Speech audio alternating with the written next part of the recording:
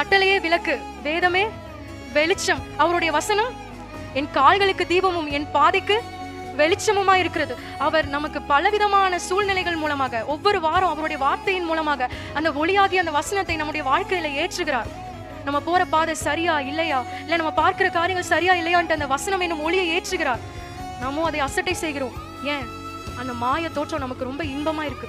அதுதான் நமக்கு ரொம்ப முக்கியமா இருக்கு. அவர்கள் கண்கள் இருந்தும் காணாதவர்களும் காதிருந்தும் கேளாதவர்களும் கனநித்திரின் ஆவியும் உடையவர்களாக இருக்கிறார்கள். இப்பிரபஞ்சத்தின் பிதாவானவன் அவர்களுடைய மனதை குருடாக்கி இருக்கிறான். சாத்தான் அவர்களுடைய மனதை குருடாக்கி இருக்கிறான். தங்களுக்கு முன் இருக்கும் ஆபத்தை, அழிவை அறிய முடியாதபடிக்கு, அதை பார்க்க முடியாதபடிக்கு அவர்களுடைய கண்களை குருடாக்கி இருக்கிறான். மாய தோற்றத்தினாலே நாம் எதினால் ஈர்க்கப்படுகிறோம் என்பது மிக அவசியம். நாம் அதை தினமும் ஒவ்வொரு நொடியும் நாம் அதை நிதானித்து பார்க்க வேண்டும்.